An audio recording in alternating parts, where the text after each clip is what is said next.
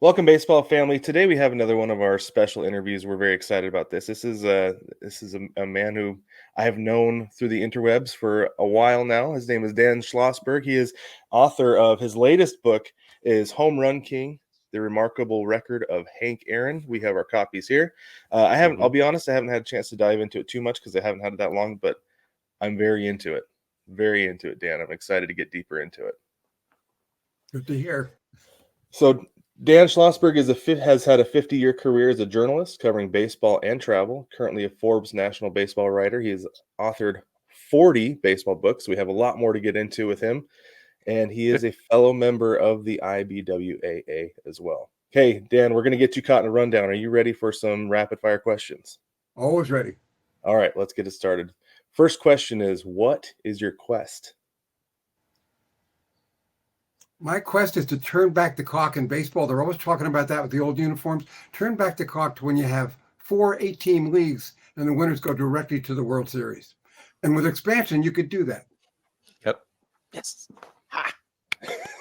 That was my favorite answer I've ever heard. That's what I want as well. Good.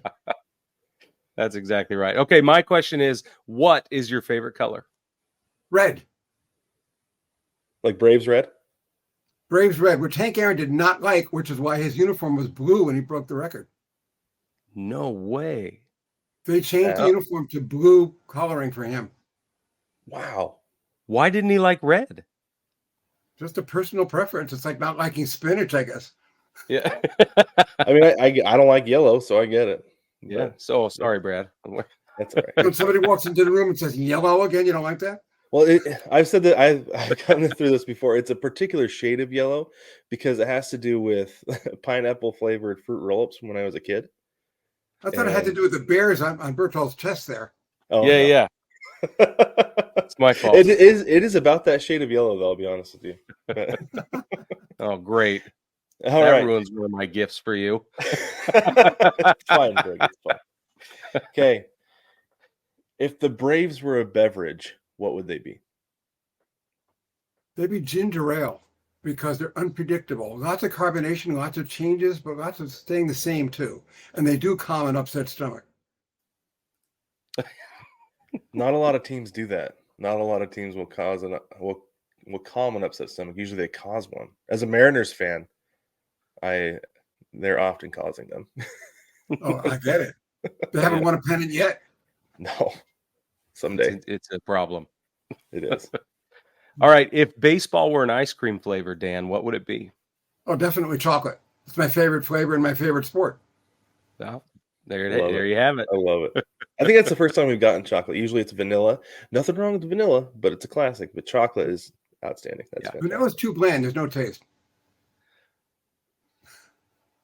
Brad likes vanilla. Probably what Willie Mays fan said that.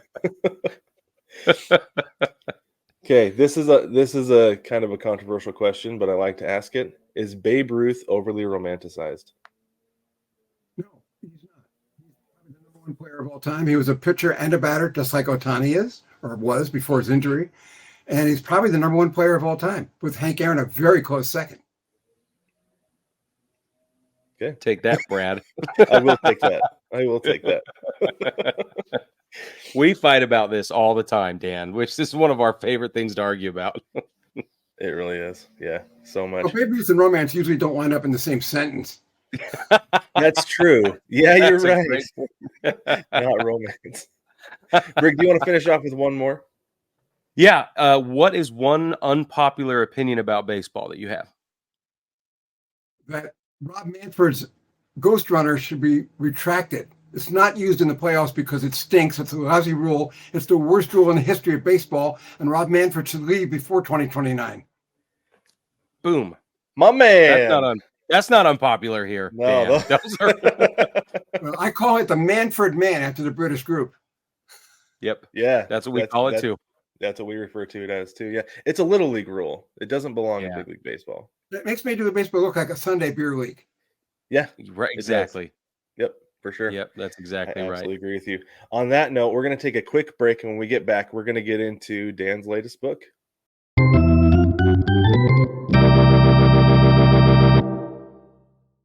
All right, baseball family, welcome back. Again, we have Dan Schlossberg with us, and Dan writes about baseball professionally, which is the coolest job in the history of jobs, Dan. The So dream.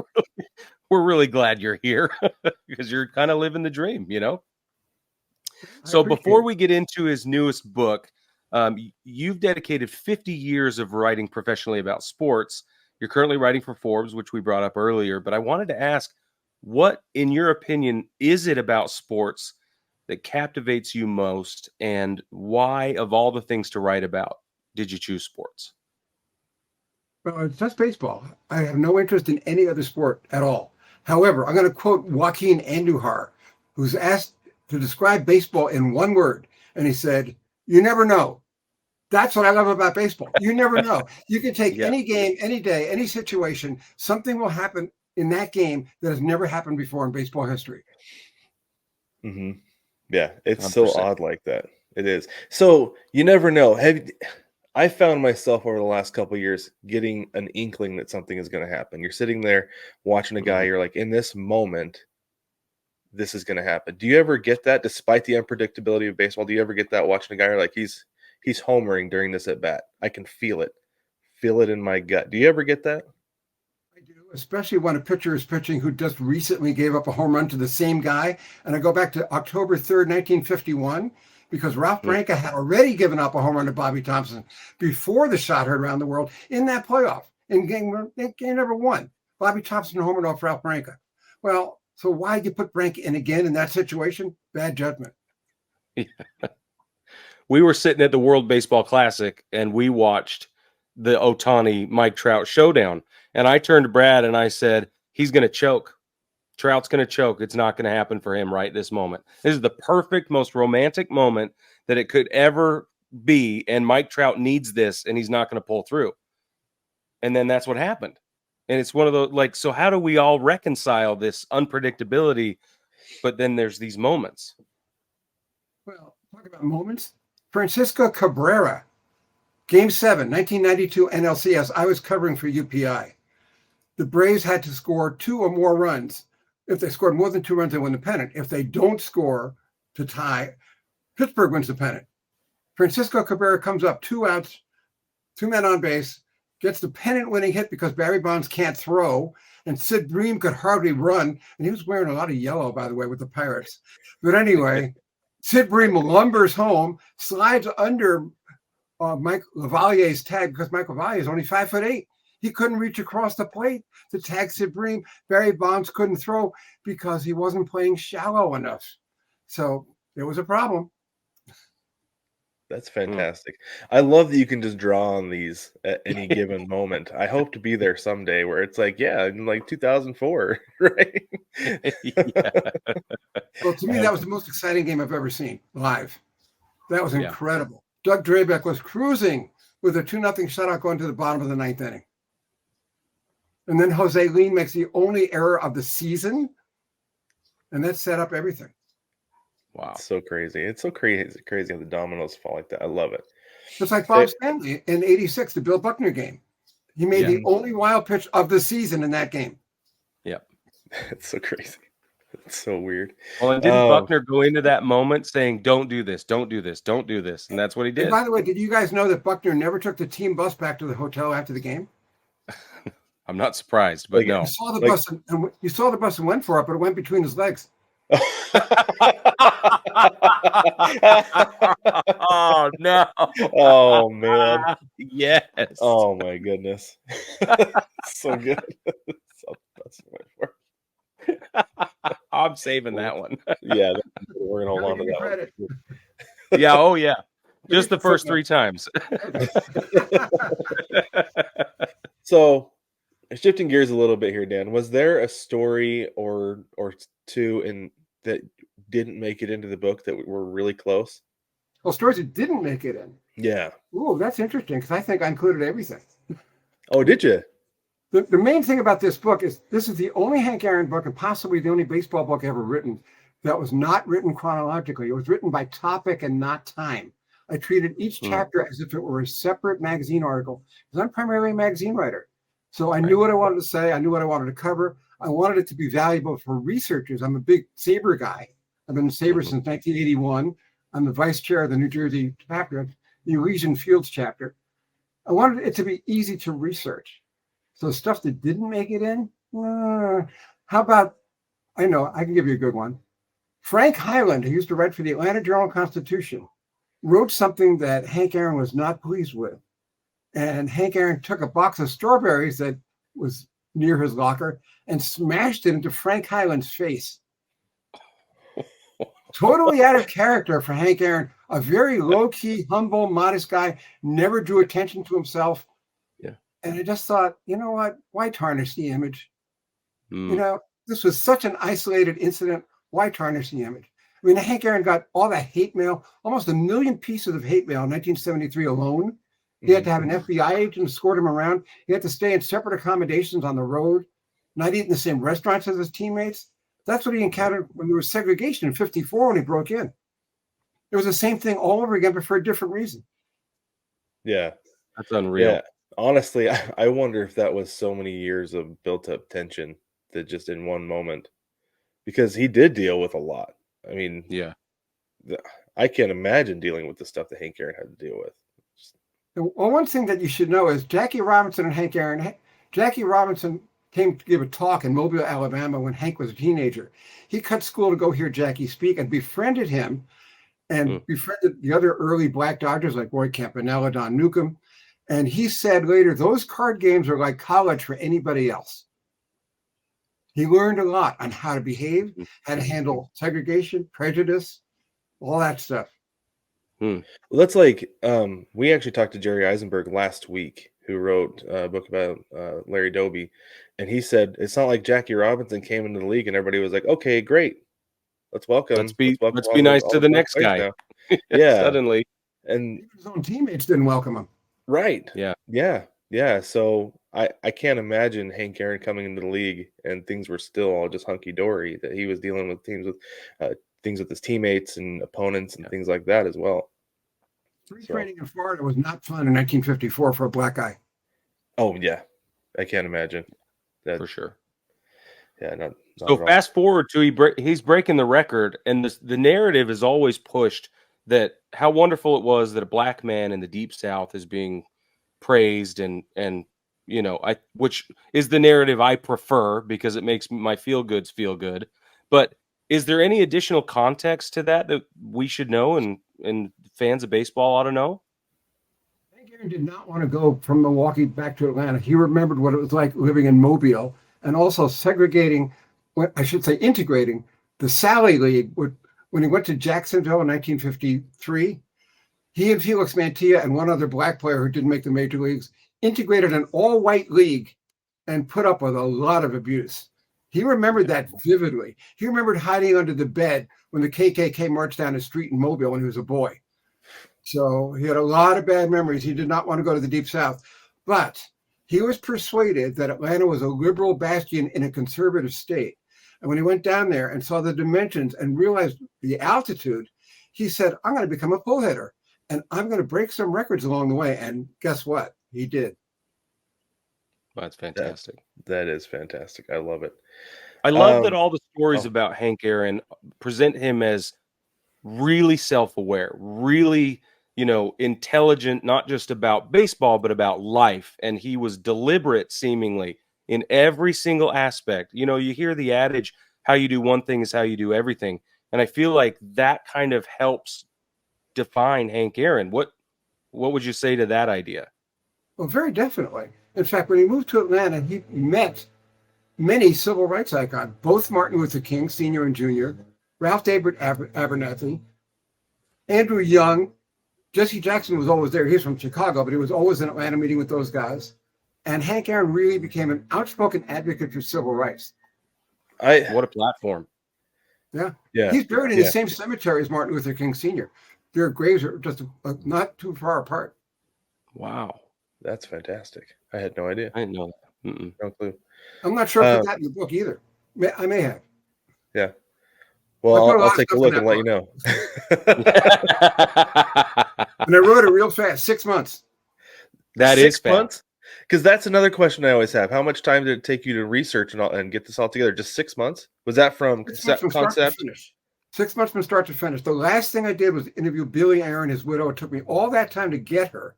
Larry Aaron, Hank's oldest son, gave me her phone number, but didn't tell me they had to have a secret access code, which he never gave me. So I called him back. What's the access code? He said, I don't know. My number's programmed to go in. Mine was not. I finally called Jeff Idelson, my friend who used to be the Hall of Fame president. He put me in touch with Aaron's personal attorney, Alan Tenenbaum, and Alan put me in touch with Billy. That's how I did it. Wow. When there's a Willie, there's a Mays. So, boy, you have been doing this a while. I've been doing this a while. Even in my car, you know, we have ways to find where you're going. I call it Millie because Millie Ways is the opposite of Willie Mays. Yeah.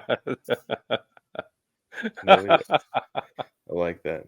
I'm gonna start using that. So let's go back to the question you thought we were asking earlier, because it was a good one.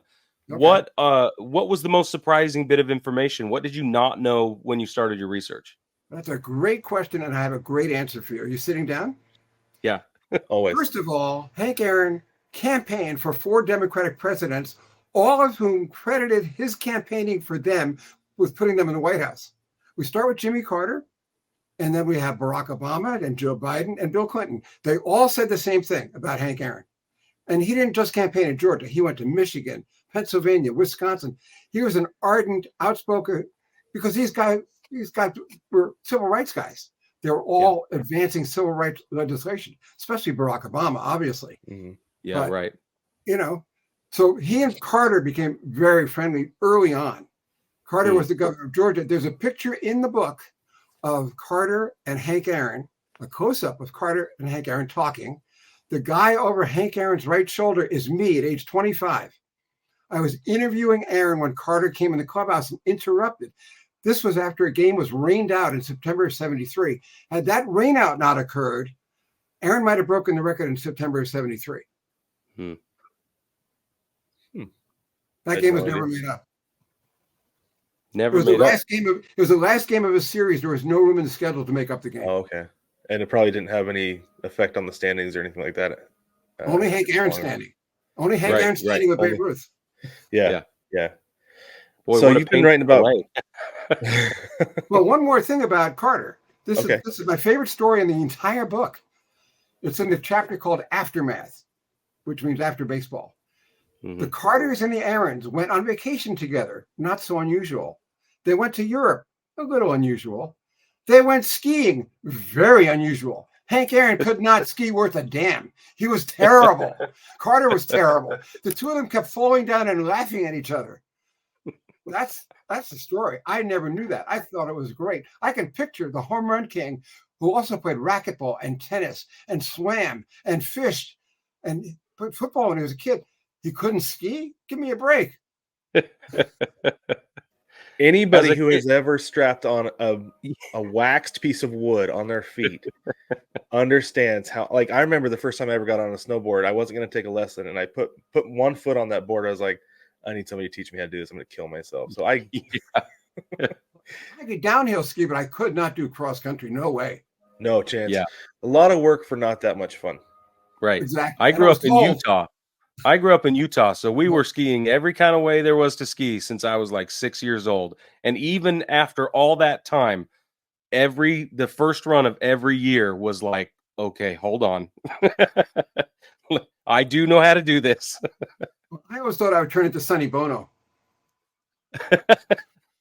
You had to think about it, didn't you? Yeah, I did. And then I got it. In that book that I challenged my editor because there's a line in the book that says Hank Aaron chased Babe Ruth like Jean Valjean chased Javert. Like Javier chased Jean Valjean. That's it. Yeah. That's the line. And my editor said, you've got to mention that it's from Les Mis. And I said, if my readers aren't smart enough to know it's from Les Mis, then I've got another book. Yeah. It does not mention Les Mis, but it does use that line.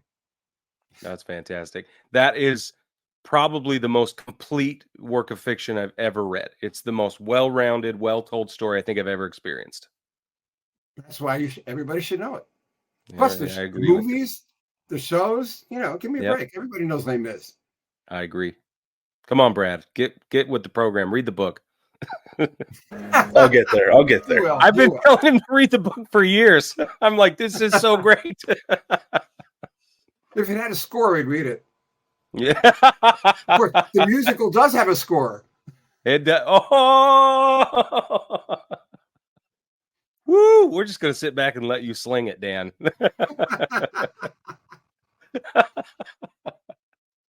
Okay, so my next question is, what is it about baseball that lends itself to these romantic ideas that is so majestic and has all this?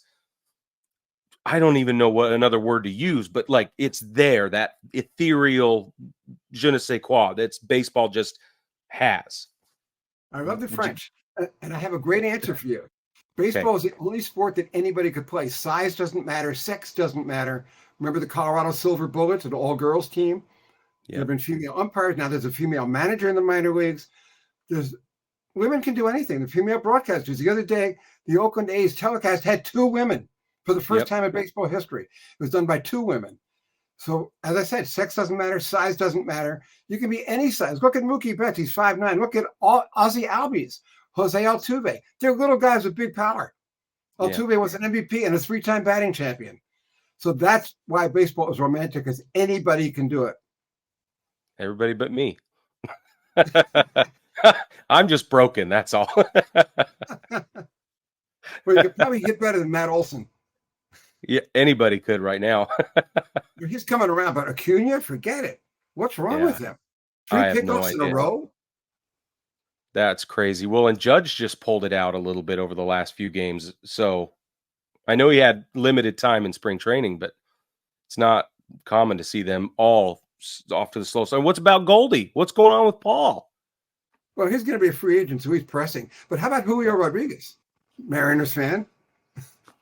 Yeah, Brad. What about You Julio? know, I was waiting for the landscapers to go, but I got to jump in on this. Julio has been so infuriating this year. I think he's pressing too, though, because he had a down year last year, and then now, like I was at the game where he got picked off to end the game, and everybody left that stadium. There was just like a cloud of just frustration. And I hopped on X immediately when we got in the car, and I was like, "What's going on?" All this stuff, like nobody's talking to each other and everything. I was like, "Hopefully this is rock bottom," and it flips around, and it has flipped. They played much better since then, but Julio still, like, he had a massive lead the other day, got picked off twice in the last week. He slid too hard into second, feet first, popped off the bag, and got tagged out because they specifically told him they don't want him going head first into second anymore because they don't want him to get hurt. Like, but at what point do you sacrifice base runners, you know? So I think he'll figure it out. I think Acuna will figure it out. What do you think the Braves as a whole need to do to figure it out? Because they haven't, they've been good, but they haven't been the Braves.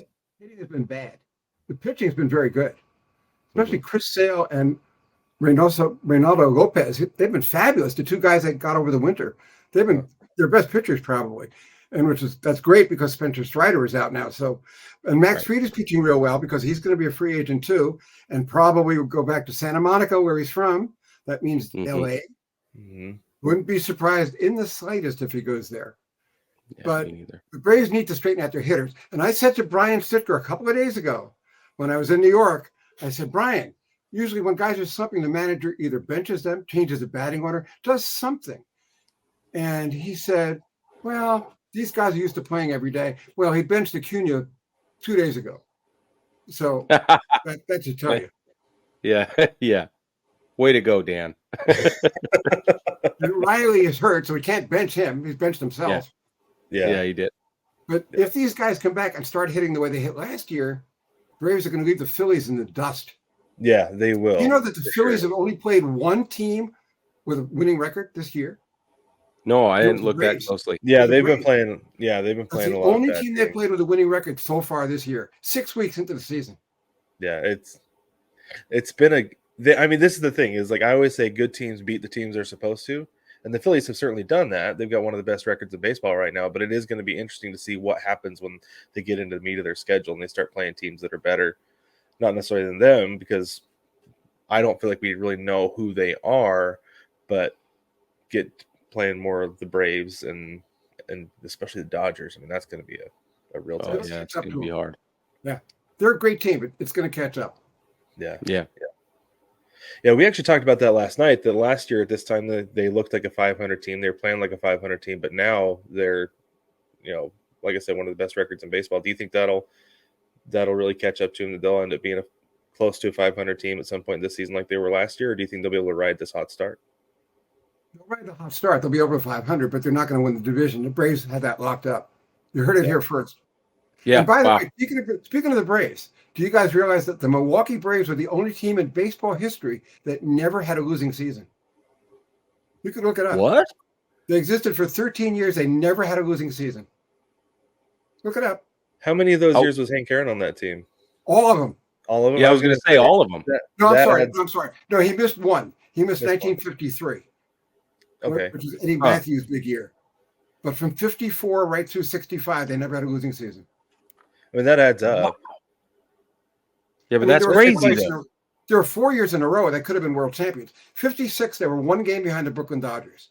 57, they were the world champs. 58, they had a 3 games to 1 lead in the World Series. 59, they tied the Dodgers for first place, even though Red Shane got TB and not for the whole year. That made a huge difference. Yeah, But yeah. they could have won 4 years in a row right there. Wow. I'm gonna look it up right now. See how long they went consecutively with a winning record. Let's see, Milwaukee. Well, Go ahead, Rick. Brad, while you're doing that, I got a question about the foreword of your book was written by Dusty Baker. Right, a good friend for many years.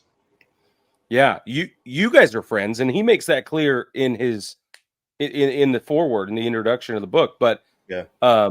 But his relationship with Hank was pivotal for him, enormous. Definitely. So it's apropos that there is this intersection between the three of you. How? Let me ask the question that I have never heard anybody ask, and how do I ask this?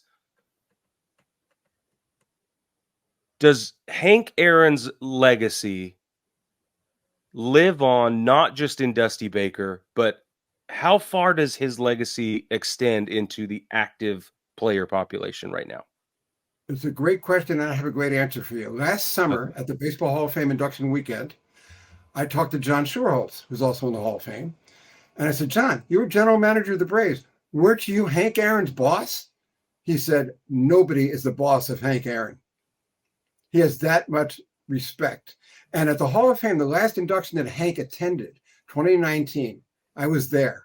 He got the loudest and longest ovation from the crowd, standing ovation from the crowd, of anybody on the Hall of Fame dais. There are a lot of former players there. And that says a lot. He finally got the respect he deserved. And when Bud Selig created the Hank Aaron Award in 1999, that was to almost compensate for the lack of MVPs he got. Aaron only won 1 MVP, never even finished second any other year. But the Hank Aaron Award goes to the best hitter in each league every year. Billy Aaron was there in Las Vegas last year when it was presented. It's a big deal in baseball.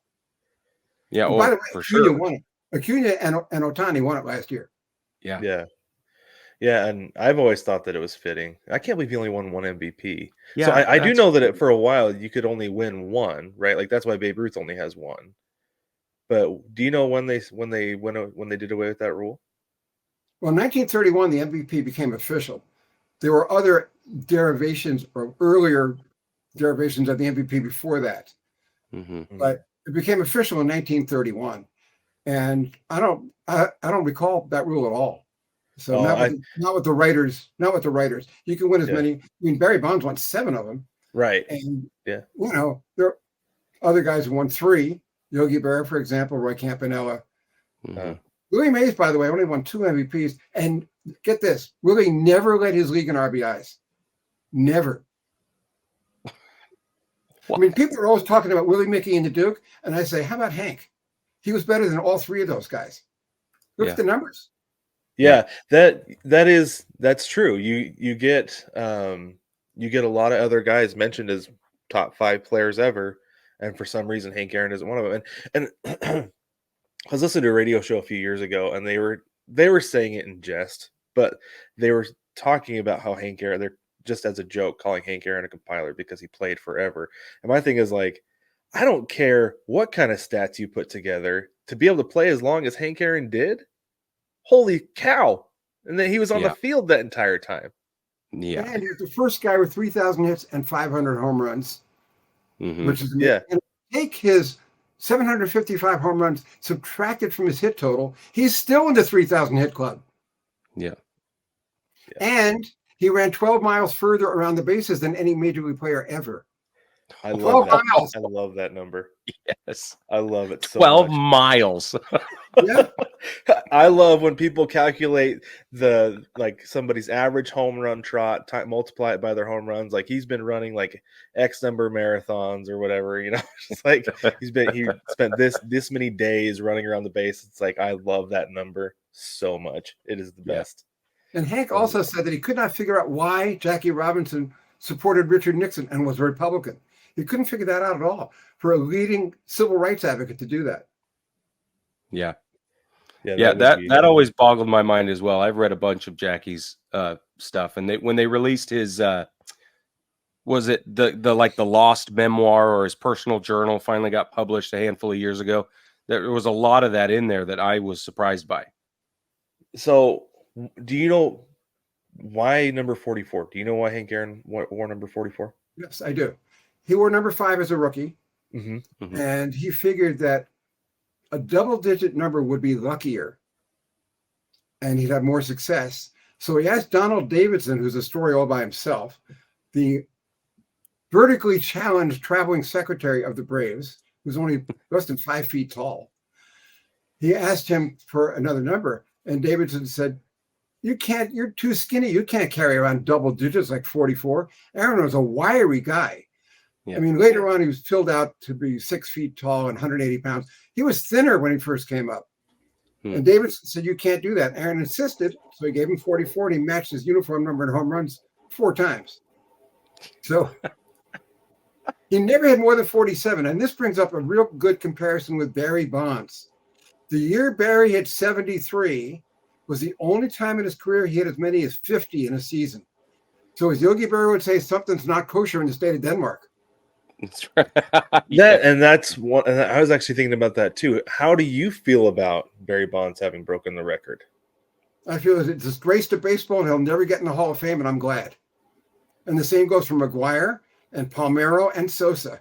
Roger Clemens, I'm not sure about Roger Clemens, because when I did my book, The 300 Club, I interviewed Roger at length, and I promised his agent at the start that I would not mention anything about steroids. And I didn't, but he brought it up.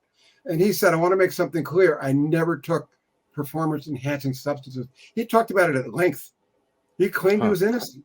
And I'm almost inclined to agree with him, because when Roger was an active player, he insisted, it was in his contract, that his teammates were not allowed to smoke on the team bus going from the hotel to the ballpark on the road. At times, because they didn't like Roger, the whole team would have one bus and Roger would have another one. It was in his contract. Wow. If he was that worried about tobacco smoke, he's not going to take steroids or anything else.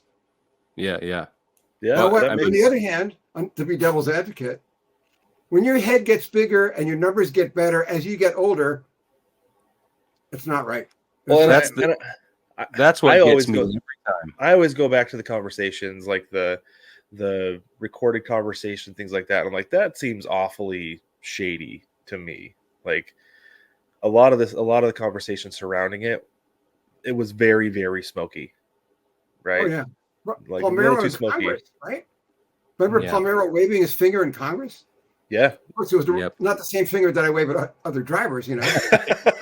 The old driver salute, the Idaho wave.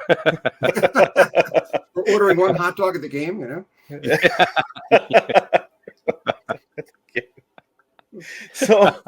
So I do want to stick on Barry Bonds for just a minute though, because Brig did a really deep dive on Bonds statistically last year for a bit. We were doing. Do you think he would have been a Hall of Famer before everything? Definitely. Allegedly went down. Oh, even though he couldn't throw out Sid Bream, yes, he would have been a Hall of Famer. Yeah, that's the way we feel too. Is it's mind-boggling to see a guy who had such promise in a career to I mean, granted, he went on to do what he did, right? Mm-hmm. But man, he could have been a well-rounded player almost his entire career and done even more. Yeah, more. And I say more. Yeah, Mhm. and Clemens too. All of them. Yeah. yeah. You know, Sammy Sosa's the only guy who hit 60 home runs 3 times. And then I feel like that's about all he did too. Like over Yeah. the course of his Yeah. career, like to say only 3 times, right? Like that's Right. a massive accomplishment. But at the same time, though, like if you look at his numbers, like yes, he could run though. He could run. He could run, but he didn't. I don't feel like he stole the bases he could have, because like I've actually got his numbers right here. In 1998, he stole 18, and then he never stole 10 again after that. Yeah, yeah.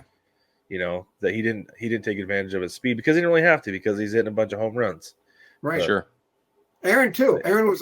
When Aaron did his 30-30 year, he was only the 3rd guy in baseball history to did it at that point in time. Mm-hmm. And that's what's miraculous about Barry Bonds having 5 30-30 years. That was incredible. Yeah. I mean, those 30 home runs make a lot of sense under those that context. But a guy that big moving that fast, that's nuts. Well, he wasn't that big then. He was. He wasn't that big He was big, then he was small. Well, remember, then. he was wiry when he came up, and then he filled out. Well, yeah. Yeah. Look at the baseball cards, different pictures that were taken. Yeah. When he spent a year as a hitting coach for the Marlins, he was thin again. He was campaigning for the Hall of Fame. Right. Yeah. Yeah, we saw him. They did the Willie Mays Day. What was it? A handful of months ago in San Francisco, and he's standing there next to the mayor, and he looks like a normal sized human. Yeah. Yeah. That Willie Mays Day is a hot ticket for us, though, because it felt like they said, okay, we're going to do it tomorrow. And then they did it as a pat on the head for a campaign run thing, and then nobody cared and nobody did anything about it again. It was an insult. It was disrespectful. Oh. Well, the good thing about Willie Mays is his birthday, which is also my birthday. Oh, yeah. And I have a friend who was born on February 5th, Hank Aaron's birthday, and I tried to trade my birthday for his, but it didn't work. Swapping birthdays like baseball cards. It didn't take. No. I share a birthday with Dave Sims, one of the Mariners play-by-play guys. Oh yeah, good guy.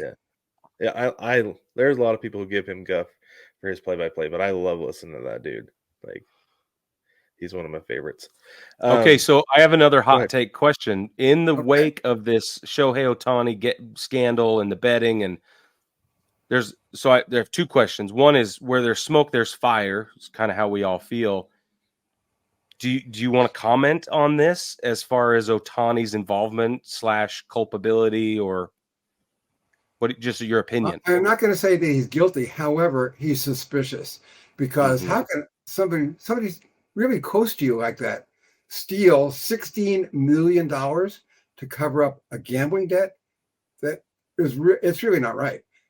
And you have to think, did Ohtani pay this guy to take the fall? That's my biggest question. MLB is still investigating. The feds are still investigating. If he is found to have bet on baseball, he will be suspended for life. Goodbye, $700 million. Yeah. It's possible. Baseball does not want that to happen. He's kind of like the golden child of baseball these days. For sure. He's on his way to his 2nd MVP. He'll join Frank Robinson as the only guys to win it in both leagues. But it is possible he will be banned for life. Yeah, and that would be terrible. I just feel like it'd be terrible for baseball. But so my wife has been like super invested in this. Like, she's like, I just can't believe it. She's into baseball, but not like this, right? Right. And one of the things she pointed out was that comedian Dane Cook, his brother, stole like everything from him, and he had no idea until one day he checked his bank account and there was nothing there. So she points that out, and she's like, I could see it happening. It makes perfect sense to me that something like that would happen, that with that much money, you have so many other people managing your money and things like that like it's never an issue to go swipe your card when you have that much money in the bank, right? So he doesn't check, doesn't pay attention. He's not like Floyd Mayweather, where he's over there counting the zeros. Floyd. Well, let's put it this way. Ohtani never talked to begin with. He doesn't speak the language well. He never spoke to the media. And now he really never speaks to the media. And he doesn't want to hang himself. So of course. I hope he has a good interpreter now. Well, that's one of the things I said, because a lot of people were wanting to give him a hard time about speaking through his interpreter when he read that statement. I was like, I wouldn't, like, I speak just enough Spanish to get by. Like, I can order at a Mexican restaurant comfortably, and that's about it. Like, I would not want to try to defend myself in Spanish. I would definitely want to have an interpreter who's going through and like, I don't care that he speaks a little bit of English to his teammates every day. I still wouldn't want to do it. Yeah. Bartolo Colon speaks perfect English, but still uses an interpreter. Yeah. Ichiro sometimes does too, and that guy speaks English. I listened to him give his Mariners Hall of Fame induction speech, and it was really great. Fine. Yeah, but yeah, another guy who uses interpreter from time to time. He could be unanimous selection to the Hall of Fame next year. He should be. He should be. No question. Speaking of that, so should the Hank Aaron. 9 voters left them completely off their 10-member ballots. 9 voters. Why do they do that? Why do people believe? Well, there are certain guys who believe nobody should get in on the first ballot, but it's racism. Why did Hank Aaron not start 8 All-Star games? He was elected an All-Star 25 times, a major league record. 8 times he didn't start the game. Give me a break. Yeah, I think somebody named Roberto Clemente had something to do with it, or Frank Robinson, or some lesser light. So, but why do guys like Griffey missed by 1? Why did Griffey miss by 1? Oh, Jeter missed by 1, not Griffey. Yeah. Well, they both did. I don't think that's accurate. I don't mean. No, I think Griffey was. Jeter was the only one who missed by as few as 1 vote. Check it out. But why? Why does it happen? Like, what's the? Is it so? We think it's curmudgeon. There's somebody out there who says, like you said, first time you don't get in, or I want to be the one guy who doesn't. Well, nowadays, or since Pete Rose, since that situation, some guys don't vote at all because they're protesting Pete Rose not being included on the ballot. So there was a protest. When Tom Seaver came up, he missed by 3 votes, 3 blank ballots in protest of Pete Rose. That's why Seaver was not unanimous. So, but it really doesn't matter because once you're in the Hall of Fame, you're in the Hall of Fame. You're a teammate of all the other guys in the Hall of Fame. Nobody asked David Ortiz, how do you feel about getting 77% of the vote? He's in the Hall of Fame. So what? Yeah. There's some guys make it by 1 or 2 votes. Jim Cott made it by 1 vote. Mm-hmm. So, You're right. Griffey missed by 3. He missed by 3. You go. You're right. You heard it here first. Yeah, we did. Setting us straight. We appreciate it. So, Dan, the new writers coming up. Do you have an idea? This is the sense among the established writers that the newer members of the voting community, do they have different sensibilities than this more seasoned writers about steroids and things like that? Some do, but I worry that they don't have a good idea of baseball history because even the ball players don't know baseball history.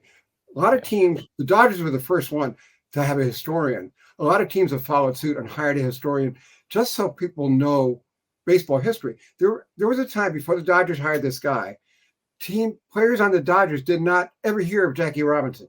How is this possible? So they hired a team historian, and now everybody knows who Jackie Robinson is, not only in the Dodgers, but throughout baseball. But I wonder how many Pirates have heard of Roberto Clemente. You'd think it would be criminal to have not. It would. How many Brewers never heard of Hank Aaron? He was only there for 2 years.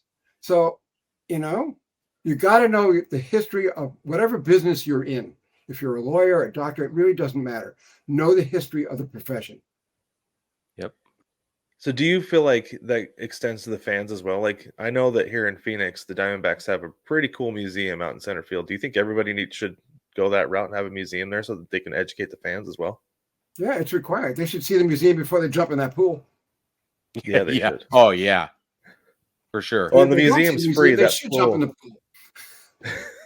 The museum's free. The pool is not cheap. I'll tell you that. Really? Yeah. Really? We looked into the pool. I had a buddy who was like obsessed with it when we went. He's like, we got to go. We got to get down there. And I was like, bro, we can't afford that. It wasn't me. Amazing. That wasn't me. I wasn't. No, I would do something like that, but that wasn't me. Well, a couple of weeks ago, I did the Dodger Stadium tour, and that was better than the game. I loved it. And it was cheaper than a game ticket. Yeah. I did Yankee Stadium for the first time. I did the tour as well, and it was just as good as the game, if not better. Yeah, I agree. So Dan, Brad is flying out here tomorrow, and we will be at Truist on Monday. Oh, great. And one of the things I can't wait to show him is all the bats stacked up. That Oh, yeah. 755. Like you Oh, walk yeah. past it and you just can't but stop and just gawk at this, because it's a piece of art, it's a piece of history, it's representative of so much. And that's one of the things I'm so excited to show Brad. We're just going to go stare at it. You also need to go to the Atlanta History Center. They just opened a Hank Aaron exhibit. It's going to be there through the All-Star game in 2025, which is going to be in Atlanta. Brian Snitker told me he was at the opening luncheon for that.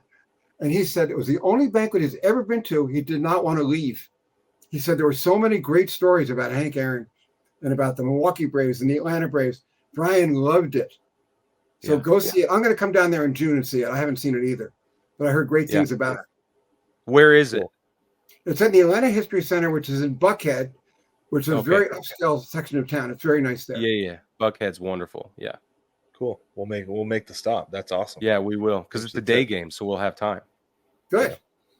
Yeah. I love day games. Who they Well, playing? Dan, Who they playing? The Padres. Oh, okay. Okay. Yeah. We're big fans of day games. We cannot wait. It's going to be my first time actually in Atlanta. Last time I was in Atlanta, I landed, got a car, drove to Augusta, and that's all I've ever seen of Atlanta in my entire life. Yeah. You got to go to the Varsity, the world's largest drive-in, and have a slaw dog. A slaw dog. Oh, man. It's There's so much to do out here. When I was there, Andrew Young sat at the next table. Nice. World's largest drive-in. I didn't know that was the world's largest drive-in. Nipsey Russell was discovered there. He was on roller skates serving cars. What? It's a drive-in fast food place. And it's near Georgia Tech, very close to Georgia Tech. All the college kids go there. Oh, okay. Yeah. Cool. That's a cool campus. Yeah. Dan, where can people find your book? Amazon.com is a good place to start. You'll save a few bucks too. Probably Barnes & Noble, any other bookstore should have it. If they don't, order it. Tell them they got a whole bunch because we've got Father's Day coming up. That's right. Yep. Yeah. It is. Is there a way that they can buy it directly from you so that you get all the money for it? If they come to some of my signings, they can. I'm signing in Cooperstown twice. June 20th, I'll be at the Authors Series in the Bullpen Theater at 1 o'clock on June 20th. And I'll be in front of Willis Money Books on Induction Weekend on July 20th. Exactly 1 month later, I'll be on the street signing books. That's awesome. Very cool. And I have other signings lined up too, but they're mostly in northern New Jersey or New York or whatever. Okay. And is there a list of where those signings are that we can point people to? On my Facebook page, which is, let's see, it's facebook.com/D Schlossberg #1. Facebook.com/D Schlossberg #1. Okay. We will go snag that, and then we will include the link so people can come find you. Yep. Okay. Cool. That'd be great. Dan, we appreciate it. We appreciate you coming on. Thank you for having me. I'm glad you got the book, and I hope you enjoy it. Yeah. Thank you. We will. I've been so far.